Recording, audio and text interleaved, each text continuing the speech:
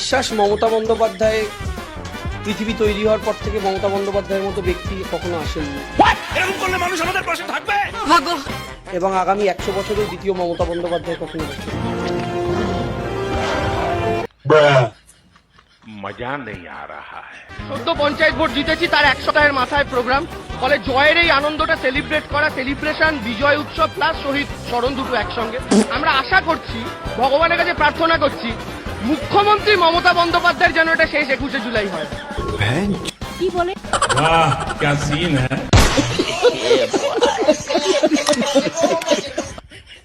নমস্কার বন্ধুরা, সবাই কেমন আছো? আমি আলপনা চলে এলাম আরেকটি ভিডিও নিয়ে তোমাদেরকে হাসাতে। আজকে ভিডিওটা সেই লেভেলের হতে চলেছে, তাই কেউ স্কিপ না করে ভিডিওটা সম্পূর্ণ দেখবে। अभी मजा आएगा ना। কুস্তবদার কথাটা শোনো। দেখুন, আমাদের কাছে বালিশ চাটা আর চটি চাটা দুটোই সমান। এই বলছি অনির্বাণ, তুমি কোন তৃণমূল কালীঘাট তৃণমূল? অরূপদা কি তৃণমূল বিতর্ক জানি না কোনটা কোনটা বুঝতে পারছি না। গজব বেজতি। কালীঘাট কেমিস্ট্রি টোকে যাচ্ছ? কুনালদা, কুনালদা আমাকে এই মঞ্চেই বলেছিলে না কৌস্তবের মাথায় কোনোদিন চুল উঠবে না। তুমি নেড়া নেড়ু করছো। একদম একদম। তোমার চুল উঠবে কবে? আমার চুলও উঠলো, আর আমার চুল উঠতে উঠতে তৃণমূলটাই উঠে গেল।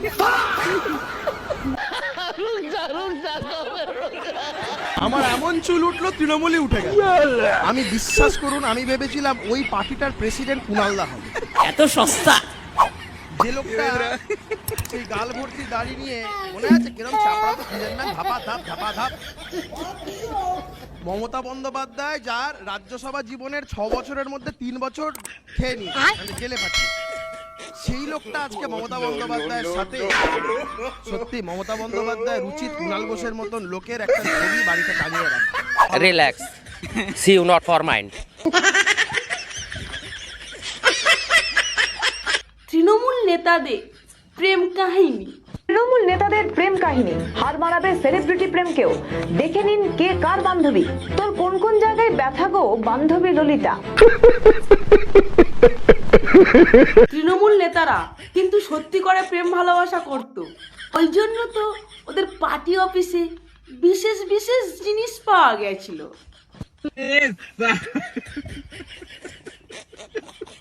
ইনি যেন কি বলেছিলেন, রেখা পাত্র যদি জিতে যায় তাহলে উনি ন্যাড়া হয়ে ঘুরবেন।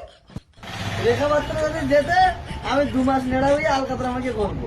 এখন তাকে ন্যাড়া করে দিয়েছে।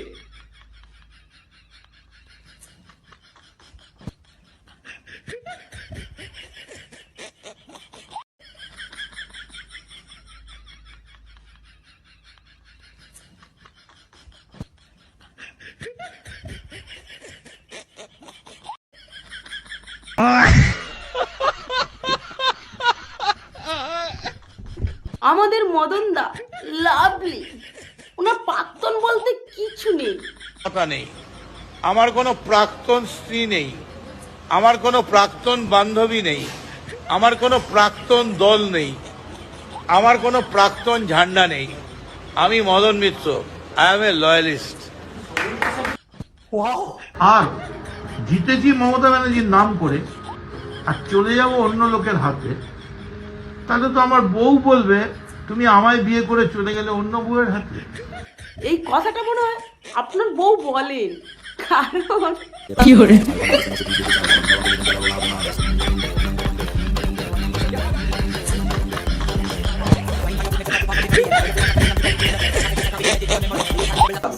ও লাভলি।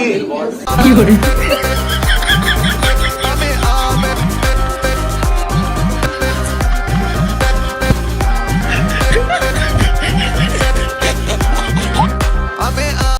রুকো যারা।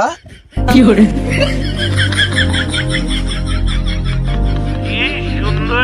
তাহলে তো আমার বউ বলবে তুমি আমায় বিয়ে করে চলে গেলে অন্য বউয়ের হাতে। জয় বাংলা, জয় বাংলা। মরে যাব, বুকের রক্ত দেব, মমতা ব্যানার্জির সঙ্গে ছিলাম, আছি, থাকবো। আর মদনদা আপনি আছেন আমরা জানি, তাহলে এটা কেন বলেছিলেন? নরেন্দ্র মোদী জিন্দাবাদ, অমিত শাহ জিন্দাবাদ, শুভেন্দু অধিকারী জিন্দাবাদ, শ্রমিক ভট্টাচার্য জিন্দাবাদ। ও লাভলি। মদনদা, আপনি যেন কি বলেছিলেন? রাম মুসলমান, রামের পূজা কেন করবে? জিজ্ঞেস করেছিলাম, আমি বলছি রাম মুসলমান ছিলেন, আমি মদন মিত্র বলছি, কি করবেন আপনি? প্রমাণ করুন। রাম হিন্দু ছিলেন, রামের টাইটেল কি ছিল? কেন রাম, লক্ষণ, ওটা হলো নাকি? ঠিক করে বলুন। দশরথ, কৃষ্ণ, এসব বললে হবে না তো। রাম হিন্দু ছিল, আমি বলছি, আমি মদন মিত্র, গোটা ভারতবর্ষের বাজারে ছড়িয়ে দিন। কি করবে বিজেপি? মারবে। গীতা বলছে যা হবার তাই হবে। Everybody is ডেস্টিন। তোমার সঙ্গে যখন যা ঘটার, তুমি অর্জুন, এখন না তুললে তুমি কর্ণকে মারতে পারবে।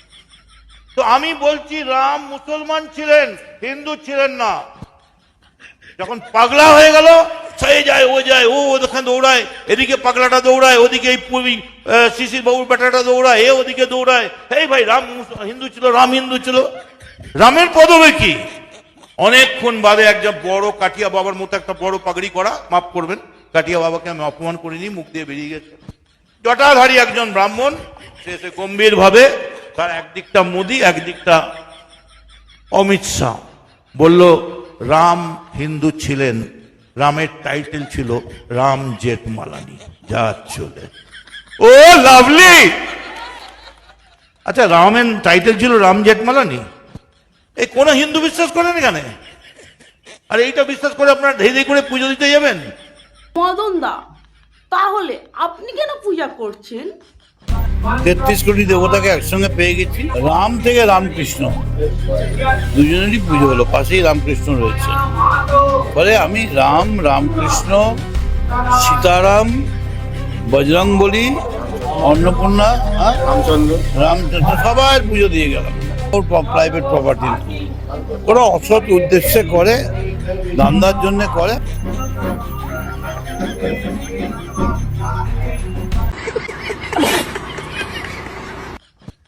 আপনি শ্রীরামকে অপমান করেছেন, তার মানে ধরে নেওয়া যাক আপনি শ্রীরামের পূজা দিয়ে ক্ষমা প্রার্থনা করছেন। রচনা ব্যানার্জি দল ছেড়ে দিয়েছে, তার জন্য কল্যাণবাবু রচনা ব্যানার্জিকে দিল। আরে দিদি নাম্বার 1-এ ছিল বলে টিকিট দিয়েছিল, না টিকিট পাওয়ার মতো যোগ্যতাও কোনো কিছু ছিল না।